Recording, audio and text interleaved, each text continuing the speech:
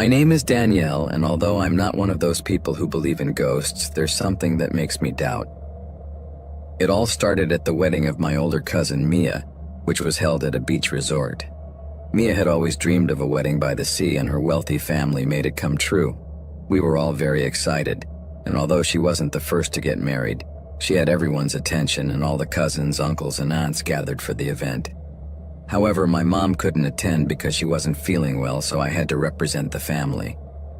We had a suite in the hotel that I was going to share with her, but as she wasn't there, the room was just for me, and to be honest, I love hotel rooms, so I didn't mind being alone.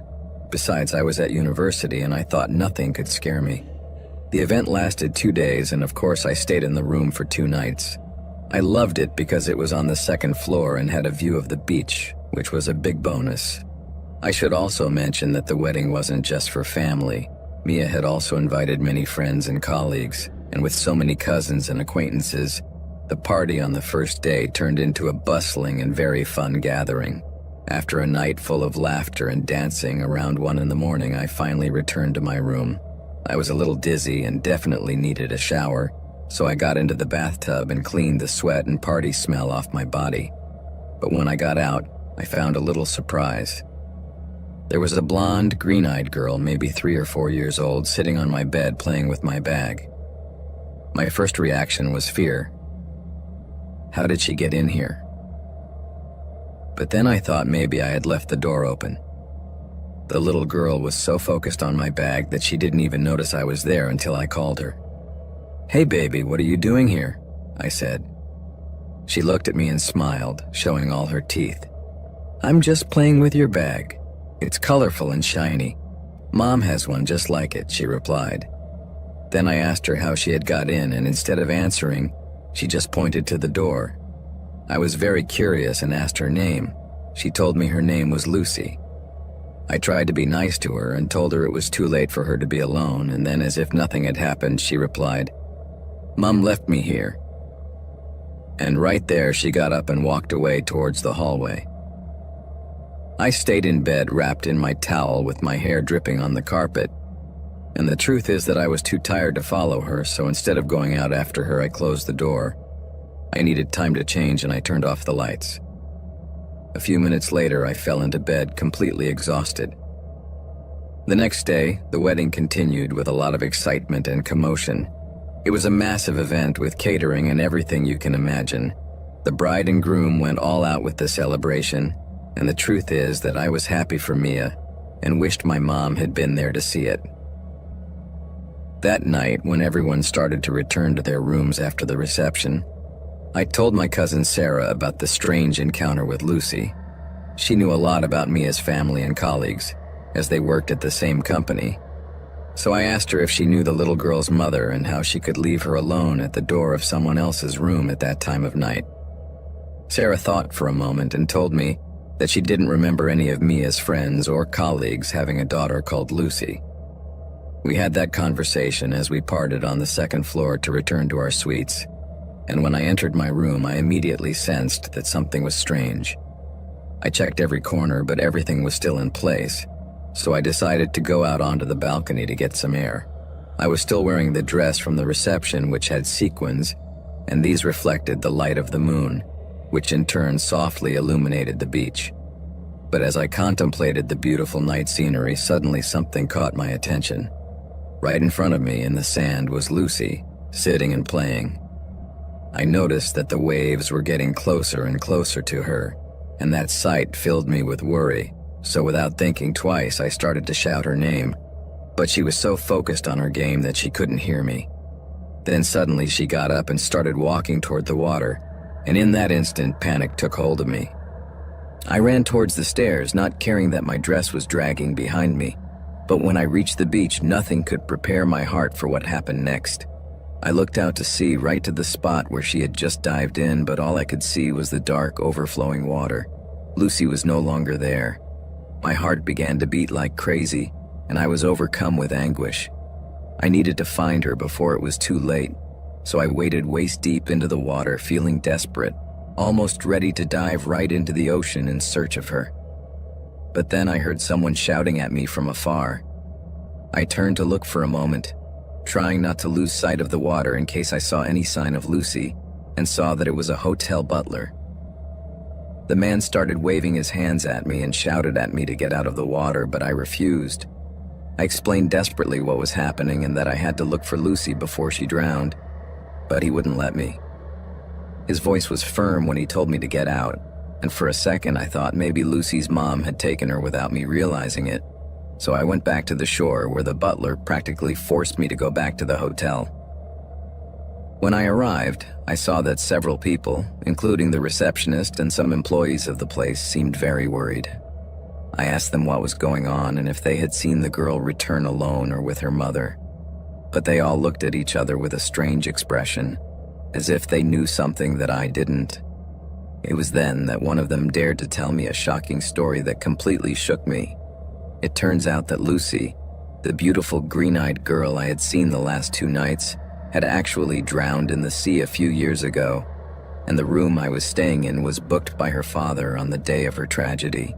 He was having an affair and decided to leave Lucy and her mother, making his wife believe he was on a business trip. However, when Lucy's mother found out what had happened, she went to the hotel with her daughter and left her at her father's door, with a letter explaining that she never wanted to see him again and that from now on he would have to look after Lucy. However, the father never opened the door, and Lucy, confused with no one to watch over her, went alone to the beach to play, where she ended up drowning at high tide. Since that fateful day, several occupants of that room 223 claimed to have seen her playing in the sand. I found out that I was the 7th person to have run towards the sea trying to save her. A woman who had done so before me had lost her life in the attempt. The news paralyzed me. I could hardly form words, and the realization of it all overwhelmed me. That night, too scared to return to my suite, I decided to stay with Sarah. We spent hours talking and trying to calm my distress, but I couldn't stop thinking about Lucy's face. I clearly remember her green eyes, her sweet smile, and above all, her haunting last words. "Mom left me here." That phrase kept echoing in my mind. Who was this girl really? Why had she appeared in my room?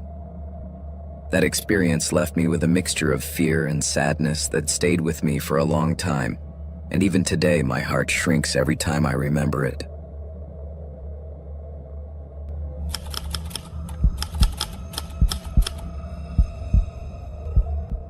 Wedding season is always crazy. A couple of years ago, I started working at a fancy venue that hosts weddings almost every weekend from May to October. Some weddings are great, but others are a real disaster. As it's a small family business, they did everything themselves, and when they couldn't take it anymore, they hired me. I'm like an overqualified handyman. I help set up the weddings, I take care of the wiring, and most importantly, I'm the one who stays late to clean everything up, especially on Fridays. I love small, quiet weddings because I don't spend hours cleaning up the mess left by the crowds of guests at the bigger, more pompous weddings. These couples tend to be more reserved. But the story I'm going to tell you was the complete opposite. It was a huge wedding with hundreds of guests. The room was packed to the rafters, and as the night went on, the atmosphere became increasingly noisy and drunken. I tried to pick up a little while everyone was dancing and having fun, but with so many people, cleaning became almost impossible. So I decided I needed a long rest and lay down for a while the music kept playing. I woke up about 45 minutes later and realized that the wedding would end in about 20 minutes, so I grabbed my headphones and left the parking lot, starting the walk up the hill towards the building. From the start, I didn't like what I saw. It looked like a carnival had been held there. There was rubbish and bottles lying everywhere. I even saw a girl sleeping in the grass. On entering, the band was playing, but the interior was as chaotic as the exterior. Tables and chairs were overturned, and there were bottles, cans, and plates scattered on the floor. It made me angry to see all that, and even more so to know that I would be the one who had to clean up the mess after everyone had gone home, drunk. My bosses, the couple who ran the place, approached me before the wedding ended, apologized, and promised that if I did a good job that night, they would give me an extra payment or give me a Friday off. Although I was annoyed, it seemed like fair compensation at the time, so I nodded and thanked them. After what seemed like an eternity, they finally started to clear the place. Fortunately, the hosts had hired a couple of buses to take the guests to their destination because they were clearly in no condition to drive. As they only had 2 small party buses, they would need to make 2 trips to take everyone. So while I tried to collect the tables and chairs, there were still some stragglers around who seemed unconcerned. However, these people were throwing things and acting rudely, and even an hour and a half after the scheduled end time of the wedding, they were still causing problems. Finally, everyone left, and my bosses left too. This was the moment of the night that I really enjoyed. Being alone with my headphones, working in silence at last. It relaxed me, and knowing that I would have to stay for a long time cleaning up after the party, I needed those minutes of peace and quiet to clear my mind. I started my work outside, moving from one place to another, picking up rubbish and arranging the patio furniture. That took a long time, so afterwards I decided to go inside and continue cleaning the interior. Then I noticed that it was starting to get cold outside, so I closed the door to have some peace and quiet. When I realized that my wireless headphones had run out of battery, I thought about using the speaker on my phone to continue enjoying my music and make the work less tedious. After all, there was no one else around. But as I was putting my phone on one of the tables, I saw something strange. The door to the place was wide open, and I was sure I had closed it. I went over and shouted, "Hello, is anyone here?" I got no reply, which was a bit strange. There was a light wind, so I thought maybe it could have blown open, although it had never happened to me before. But then again, it wasn't impossible. I made a couple of trips between the hallway and the kitchen, and when I was about to finish, I realized that the door was open again. Now I started to get uncomfortable, although I thought that maybe the owner was nearby and I was just being too silly, so I called his name a couple of times, but nothing. I got no response. I'm not someone who gets scared easily. My common sense told me that everything was fine, that maybe it was the breeze or that I hadn't closed it properly. In the end, I just wanted to finish and go home, so that's what I did. I made sure I left everything ready, closed the door again, and started walking towards my car. I was about 30 or 40 feet from the building when I saw a reflection of light shining on the glass. I stopped dead in my tracks. I knew I had turned off the lights, so I turned around and saw that they were still on through the windows. At that moment, I became worried and ran back, opened the door and froze. Standing in the middle of the room was a guy who looked like he'd just stepped out of a weird dream. The man was wearing suit pants, a buttoned white shirt, and a messy tie, but he had no shoes or socks. From the moment I saw him, I knew something wasn't right. His eyes were half closed, and although his feet were planted firmly on the floor, his body was swaying like a tree in the wind. I asked him if he was okay, and with a stammer that sounded more like a growl, he said, "Where's my jacket? I want my jacket." Clearly, this guy had had too much to drink and had been left behind at the party. I tried to be polite to him and told him to relax, that I would help him find his jacket, and then I bowed my head for a second to call the owner of the venue. But at that moment, I heard his bare feet running fast on the floor. I looked up and saw him running in the opposite direction to where I was, still shouting about his jacket. "What the hell?" I muttered, and while I was talking to the owner on the phone, I told him what was happening. Then he said he would be there right away as he lived only 100 meters from the hall. I also gave him a description of the guy so he could try to contact someone from the wedding and let them know that they had left a guest behind. The owner called the best man, who was our contact, and fortunately he was still awake. My boss explained about the man and gave him details of his appearance, but the best man said he didn't recognize anyone with those characteristics, which is not surprising. With so many people at the wedding, it wouldn't be unusual for someone to get lost. The situation was getting stranger and stranger, and as I listened to the best man talking, the guy in the living room kept looking for his jacket, shouting louder and louder. The tension in the air was palpable, and I began to feel that the atmosphere was becoming charged with something disturbing. I was left waiting for my boss to return, so I decided to go to the kitchen and try to talk to that weird guy. So I turned on the lights, and just then I started to hear scurrying noises. I instinctively turned towards the sound and suddenly found myself face to face with the man. The guy looked at me with wide eyes, and in an instant he grabbed a kitchen knife and lunged at me. But luckily I moved fast and ran out of the kitchen, closing the door behind me, just in time to prevent him from reaching me. All this happened in a matter of seconds, and my heart was beating like crazy, while he started banging on the door furiously, shouting things I didn't understand. The worst part was that there was nothing I could do, just stand there, trying to keep the door shut. But to my relief, at that moment my boss came in and I shouted at him to call the police, and while he was explaining to the operator what was going on, I was still struggling to hold back the guy behind the door. The man in the kitchen was shouting and banging, and I could hear him scraping a knife against the wood, but he wasn't saying anything that made sense. He just kept repeating something about his jacket. Fortunately, the police finally arrived and took the guy away, who seemed confused as to why he was being arrested. The next day we were contacted by the wedding party, and to our surprise, no one recognized him. When they reviewed the photos from the night, they didn't find any images of him except for one in particular. It was a photo from the end of the night, a group of guys smoking around a campfire, and in the background, you could see the guy walking up the hill towards the venue. Although the image was blurry, it was clearly him. We still don't know where that guy came from or what his intentions were that night. My boss said he could be a madman or just someone drunk trying to sneak into the party to get some free drinks. The truth is that since that night, I decided not to use my headphones while cleaning anymore to hear my surroundings, and I always lock the door every time I go in or out.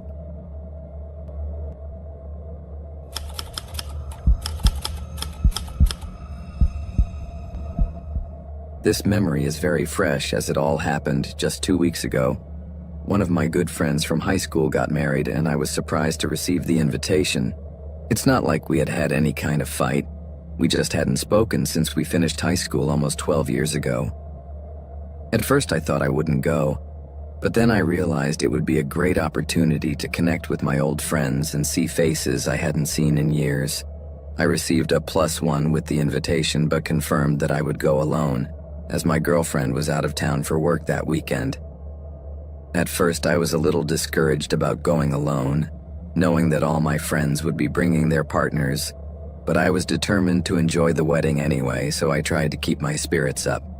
A few days before the wedding, one of my friends sent me a message, excited to see me again. We talked about old times, and my excitement about going to the wedding grew even more. However, at the end of the conversation, he mentioned something that left me pensive.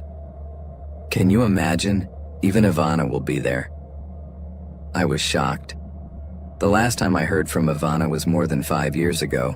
She was my ex-girlfriend, and we had been together from 8th grade until our 3rd year at university.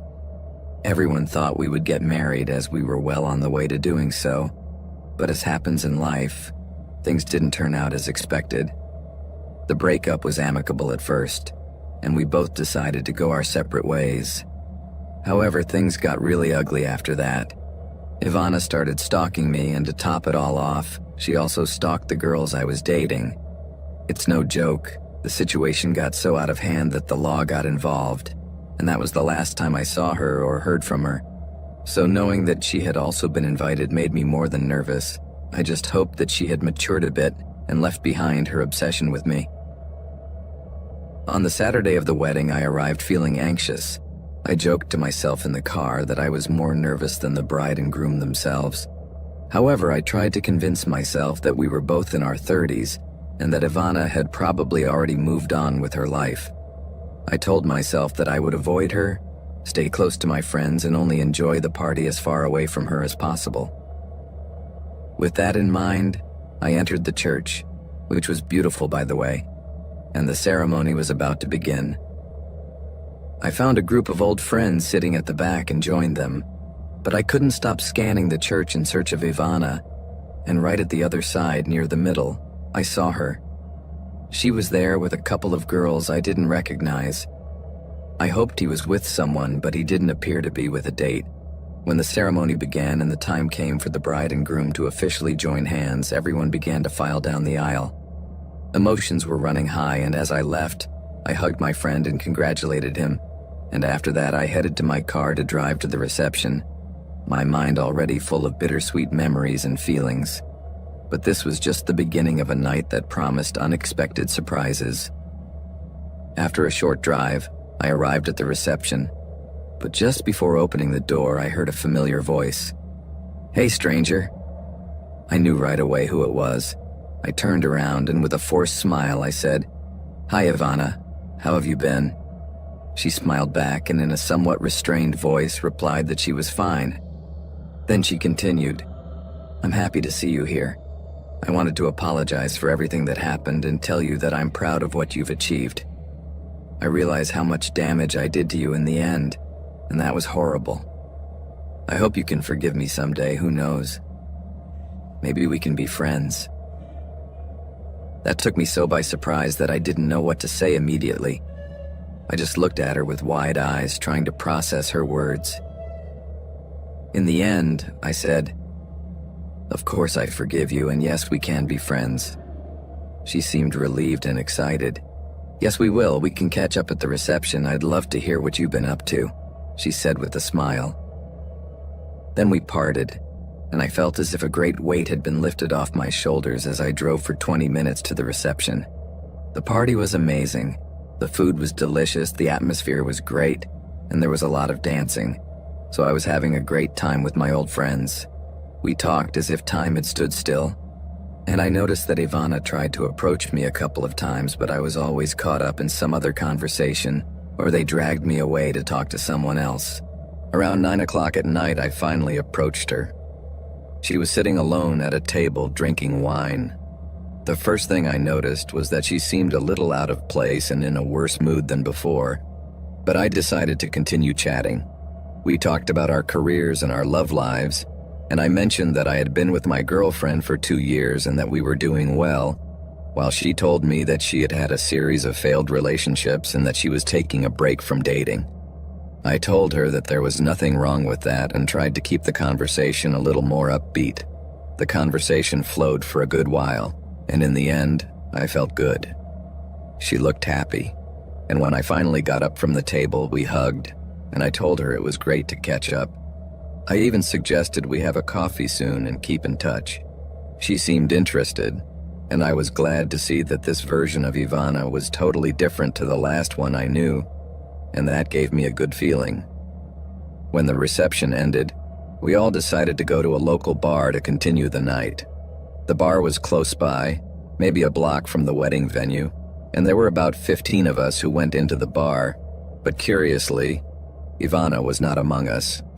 The party continued, and everyone seemed to be enjoying themselves. Most people were going to stay at the hotel next door, but I was still sober, so I was getting ready to drive home.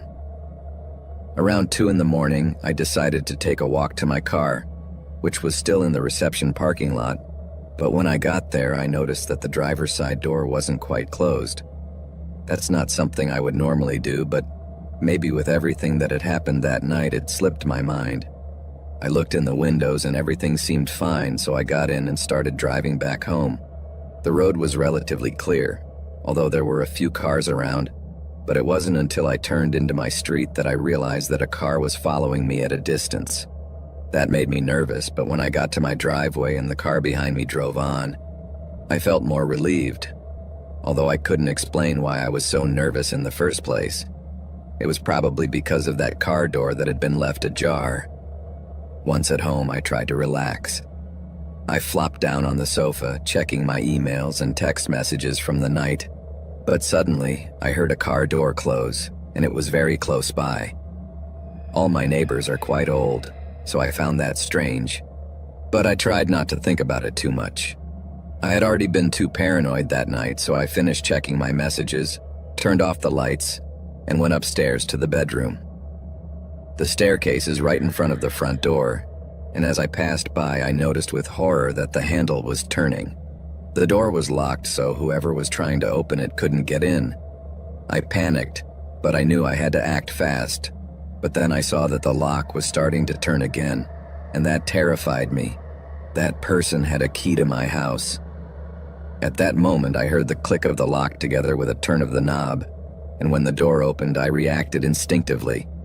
I pushed my shoulder hard against it, slamming it shut. It was then that I heard someone shout outside, and when I looked out of the window, I saw a blonde woman running towards a blue SUV parked on the street. She got into the car and drove off immediately. Without wasting any time, I called the police and told them everything that had happened, but they seemed uninterested. They told me that if I hadn't matched her face, there was not much they could do. However, I couldn't help thinking about Ivana, and although she wasn't blonde, the Ivana from my past would have cared very little about wearing a wig as camouflage to stalk me. I immediately told the officers about my ex and the long history of harassment she had with me. They then sent a patrol car to Ivana's house to investigate, and when they arrived, she opened the door, said she had been sleeping for a couple of hours, and in the end they did nothing. My suspicions turned out to be wrong, or at least I thought so. I decided it was time to change the locks, and the next day, I bought one of those security cameras for the door. A week had passed and little else, and fortunately nothing strange had happened since then. But still, I didn't feel safe. I knew what Ivana was like before and what she was probably willing to do. I didn't even want to imagine what she would have planned if she had managed to get into my house. So far she hasn't shown up here, but that doesn't mean she won't. I know her like the back of my hand, and if there is another confrontation with her, I will definitely tell you. For now, I just hope I can sleep peacefully for the next few nights.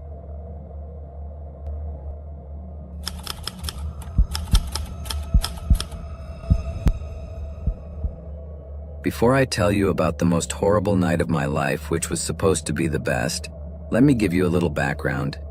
The man I ended up marrying is the complete opposite of the guys I dated in my younger days. I have no problem admitting that I am a former drug addict, and that says a lot about the kind of people I used to be around. I grew up in a tough neighborhood, and my parents weren't the kind of people who worried about me or did what was necessary for my well-being. It was a miracle if I got home and found any food in the fridge. I chose to leave secondary school at the age of 15 and moved in with my boyfriend, who was already 25. I know what you're thinking. A 15-year-old girl with a 25-year-old guy is totally inappropriate, and yes, it's very wrong. But at the time, I was an immature young woman, and I was so excited that an older guy was interested in me that I didn't even think about it. My parents didn't even interfere when they saw me leaving the house, so I thought everything was fine. My friends, who were more sensible than I was, told me not to move in with him, but I thought they were just jealous, so I did it anyway and cut off all contact with them. Now let's talk about my guy. We'll call him Jose. Jose was a meth addict, and honestly, I'm pretty sure he still is. The house I moved into was a complete mess. The floors were destroyed, there was mold everywhere, and strange people came and went at all hours of the day and night. Part of me regretted having made that decision, but I was too stubborn and too unbelieving to admit that my friends were right. Besides, life with Jose was, at least at the time, exciting. We spent our time smoking and stealing what he wanted from shops. It was all an adventure, even though deep down I knew it wasn't right. My partner wasn't really kind to me. He always told me how great I was and how much he loved me, but he also hit me when he was high. Afterwards, he always apologized, and I forgave him because at the end of the day, I had nowhere else to go, and he always reminded me that nobody loved me like he did. I bet you already guessed what happened next. Exactly. I got hooked on methamphetamine at the age of 16. When he first offered me the drugs, I refused, and I did so on multiple occasions, but he kept insisting, and in the end, I gave in. The feeling I had that first time was indescribable, and it didn't take long for me to become an addict. But soon after, I realized that I was starting to have a problem. After a year, I couldn't stop using it, and I needed to get high even to get through half a day, and that's how my life started to spiral out of control. Once, when I was about 18, I bumped into a childhood friend of mine in a shop. She was a couple of years older than me, and when she saw me, she let out a scream. Her expression said it all. She stared at me with her mouth open as if she were seeing a ghost. At that moment, I knew I looked terrible. My teeth were in a horrible state. My hair was a mess and the clothes I was wearing were worn out. It was the plain truth, and I have no problem admitting it.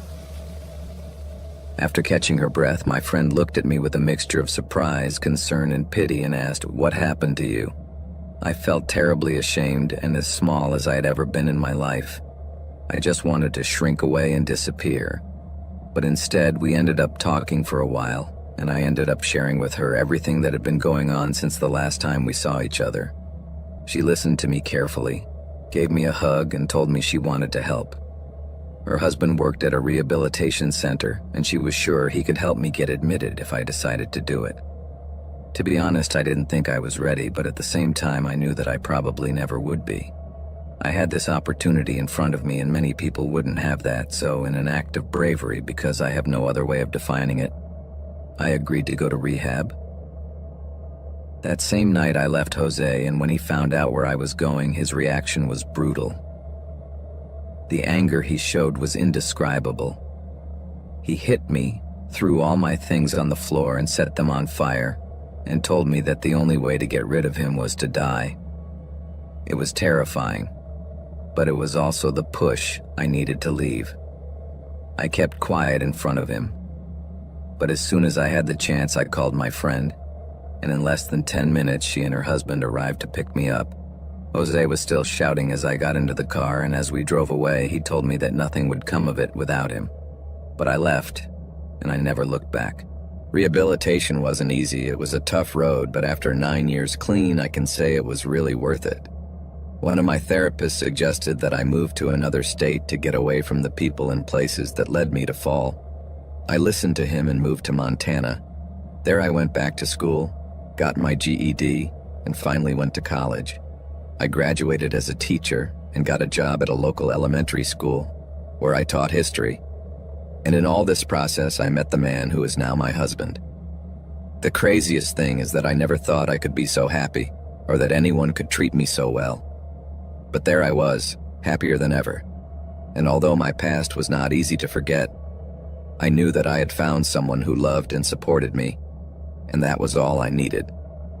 When he asked me to marry him, I was so excited that I started planning the wedding right away. The guest list was small, but for me that didn't matter. I just wanted to marry the man of my dreams. Then, the day of the wedding arrived, and although I was a little nervous and excited, I wasn't afraid. I just wanted everything to turn out as great as I had imagined. But I was wrong. The ceremony was perfect. We said our vows. Everyone cried, including me. And it was incredible. It exceeded my expectations. Then we arrived at the reception, which was held in a small outdoor venue. We had rented some large tents in case it started to rain, but in the end the weather was ideal. People began to make toasts, and when the moment came, my husband and I started to dance together, like newlyweds for the first time. As I clung to his arms, suddenly, something made me feel that something was wrong. As if my instinct was whispering in my ear, I turned towards the entrance and saw someone approaching. I couldn't believe it. It was Jose, my ex. I thought I was hallucinating. I stood still, paralyzed, horrified, as he approached me, holding something covered with a blood-soaked towel. I couldn't breathe. I couldn't even speak. I don't know why, but I was gasping for air as if something were trapping me. My husband whispered something in my ear, but I couldn't pay attention to him. All that mattered was that Jose was getting closer and closer. It was as if time had stopped. I couldn't believe he was there at my wedding after everything that had happened. I felt like I was in a nightmare, but I couldn't wake up. Finally, someone realized what was happening. It was a relief to see my husband's brother get up from his seat and stand between Jose and me. But what happened next was worse than I could have imagined. Jose, in a fit of rage, threw away the towel and what was in his hands at me. The impact was brutal. He hit me so hard that I fell to the floor in seconds. I couldn't believe what I was seeing.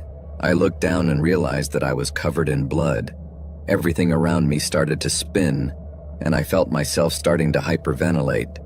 I could hear Jose shouting something at me, but I couldn't concentrate enough to understand what he was saying.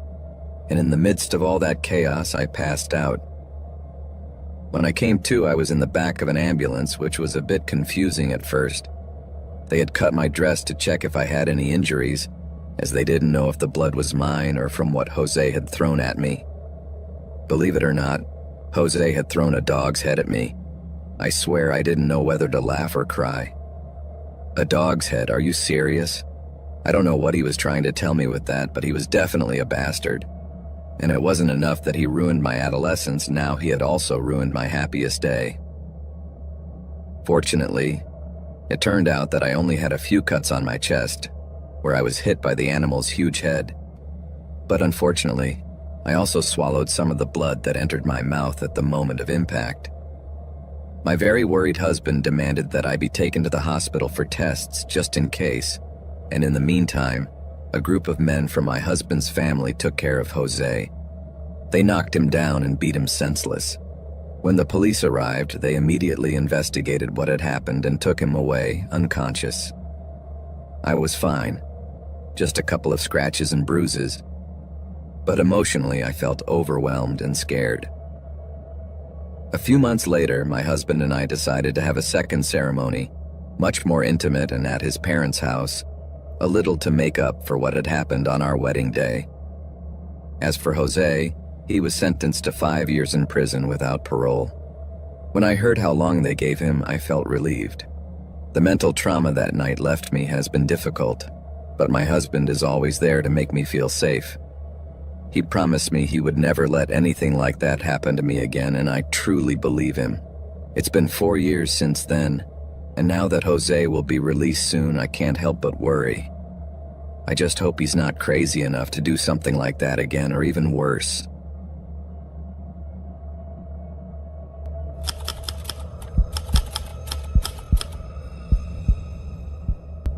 I really hate weddings. Everything about them irritates me, the kitsch, the same old color palette, the buffet food.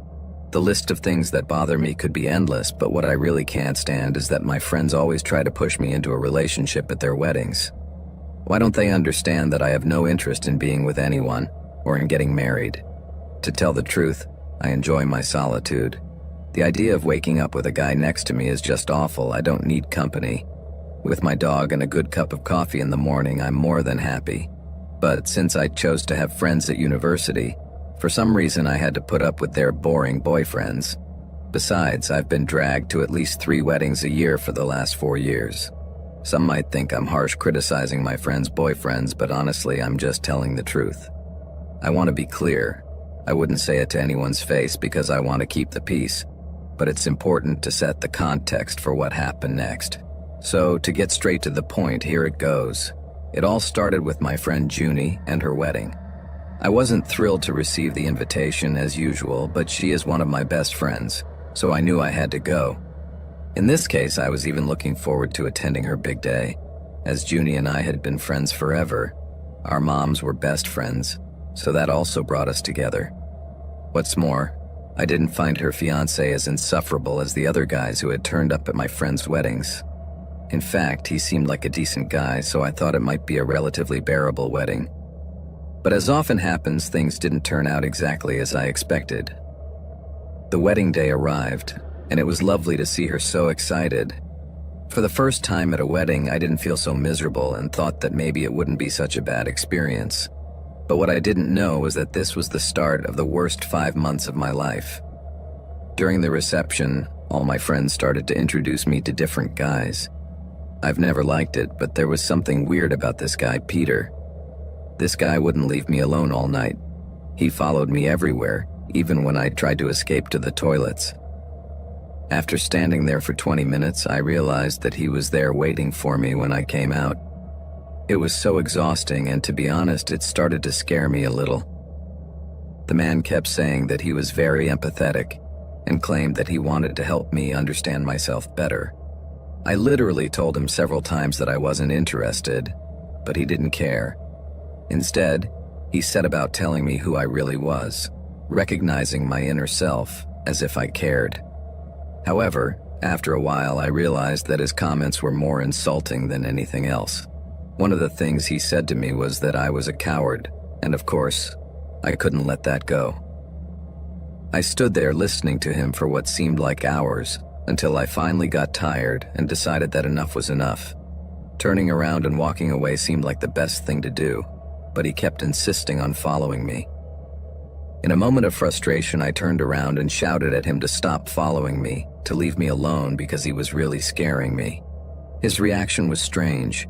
He didn't run away or apologize. Instead, he looked at me with a serious, almost angry expression, before turning around and walking away. After that, I left the reception, feeling relieved that I had recognized myself and that I had put a limit on that guy. But as you can imagine, things didn't end there. After Peter left at the wedding, I started receiving an avalanche of emails from him. He said he forgave me and that I didn't have to worry about apologizing. He even told me when and where we should meet, and when I didn't show up at those places, he wrote to tell me how worried he was about me. I don't know how he got my email address, but I swear if I find out who gave it to him, I'm gonna go and beat him up. But it was only the beginning. Then the knocks on my door started. Peter would call telling me he knew I was there and that I had to let him in to talk. He even tried to open the door a couple of times, which I found terrifying.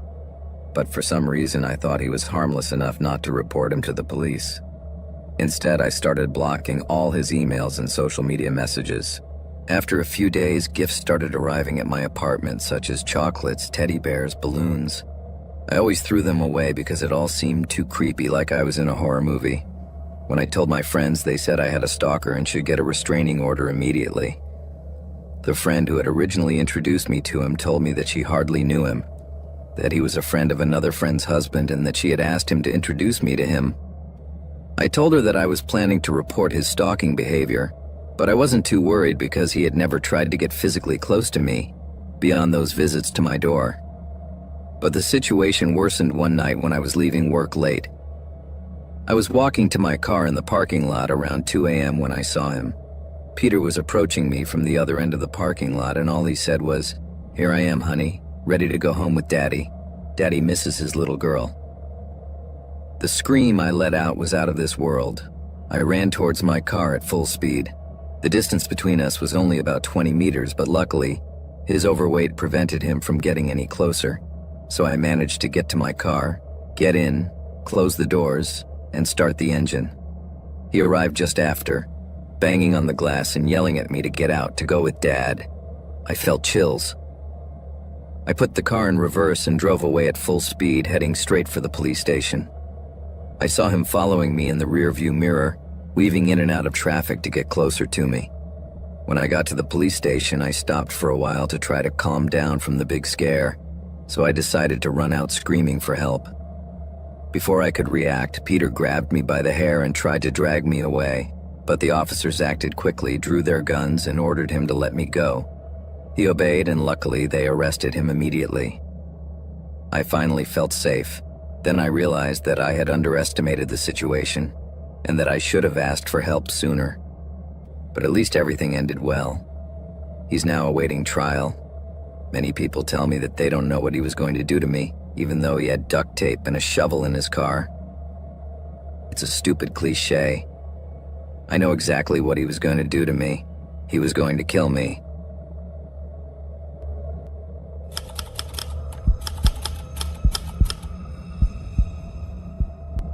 The morning of my wedding dawned radiant. The sun was shining and everything seemed like something out of a fairy tale. However, something inside me felt strange. It wasn't that I wasn't excited. There was just an uneasiness that I couldn't identify. I felt a little tug in my stomach as I got ready with my two best friends, although only one of them, Clara, seemed really happy. The other one, Laura, seemed a bit tense. She had always been a little jealous when it came to my relationship with David, but I thought maybe it was just because I had found someone so incredible. Laura and David had grown up together. They had been friends since childhood, and maybe that made her feel out of place. When I put on my wedding dress, it fit me perfectly. I couldn't stop looking at myself in the mirror. The excitement of that day was almost tangible, but while the laughter and shouts of emotion filled the air, Laura's gaze remained somber. "You look beautiful," she said to me with a smile that didn't reach her eyes. Finally, it was time for the ceremony, and the church was filled with flowers and laughter. Looking at David waiting for me at the altar, my heart raced. But in the corner, I saw Laura with an expression I had never seen before, a mixture of sadness and something darker. I shook my head to clear my thoughts and focused on the love I felt for my future husband. The ceremony was magical. We exchanged vows, and I could feel nothing but happiness. And when it was time for kisses and applause, I felt that everything was perfect, until the party started and Laura disappeared. I was a little worried, but I decided not to think about it. The night was just beginning. As the celebration progressed, the atmosphere was one of joy. Laughter, music, and the sound of toasting glasses filled the air. But something about Laura still bothered me, and it wasn't long before I received a message from her. "I need to talk to you now." Her tone was desperate, and that scared me a little. I made sure David was well surrounded by friends and slipped out into the garden. When I reached a secluded corner of the place, I saw her standing there, staring into space. "Laura, what's wrong?" I asked, trying to sound calm, but then her expression changed abruptly. It was as if she were seeing someone else. "You shouldn't be with him," she said, her voice trembling. "You're not the right person for David." Her words hit me like a bucket of cold water. Before I could respond, I looked into her eyes and saw something I had never seen before. Pure hatred. "Laura, we're happy. This is a dream," I added, trying to reassure her that everything was fine. But she only tensed up more. "You're not seeing the truth," she said, and her tone became threatening. In that moment, I realized that the Laura I knew was not there. It was as if a shadow had possessed her. "I'm the one who should be in your place," she continued, and terror began to flash through my mind. Before I could react, she took something out of her bag. My heart stopped. "Laura, what are you doing?" I shouted. But there was no time for more. She lunged at me, and a reflex of fear and confusion made me take a step back. I tripped and fell backwards. Despair took hold of me as I drew a knife. "No, Clara, help!" I shouted, but I knew the party music would drown out my screams. Suddenly, I felt an intervention. Clara appeared, and in an instant the scene changed. Laura turned to face Clara. "It's your fault," she shouted angrily. I didn't understand what was happening, but I knew the situation had escalated to a terrifying level. As I tried to get up from the floor, Clara came between us. "Laura, this is not what you want. You can't do this." The scene was surreal. I was at my wedding, the happiest day of my life, and suddenly it had turned into a nightmare. Laura screamed, and the reflection of the knife shone in the moonlight. It was an instant, but everything felt like slow motion. Clara managed to disarm her, but not before a superficial cut was made on my arm. The pain was minimal, but the terror in my gut was overwhelming. Clara took advantage of the distraction to give Laura a big hug, trying to calm her down, while I stood up, incredulous. "Your love is not mine," Laura said between sobs and screams. "I will always be the friend that the man she loves cannot have." Then I understood. Her obsession with David had gone far beyond friendship. Sadness and heartbreak had turned into heartbreaking madness. As I tried to process everything, I heard David's voice calling from behind me and the sound of his footsteps approaching. "Anna, are you okay?" The moment arrived, and suddenly the whole party seemed to come to a standstill. David put his hands to his head when he saw us, and when he reached us, he looked at Laura. "What happened to you?" he asked, alarmed. I tried to tell him what had happened, but the words got stuck in my throat. Finally, Clara, breathing heavily, explained the situation. Laura, still in Clara's arms, closed her eyes, begging to be left alone, and when I looked at her, she was no longer my friend. Anger and heartbreak had consumed her. After all, my wedding night would not only be the beginning of a new life, but also the mark of a betrayal. Clara and I would never be the same again. Never again. The happiness I had imagined had vanished, but the lesson would be indelible. Sometimes love and friendship can hide shadows that we do not see until it is too late.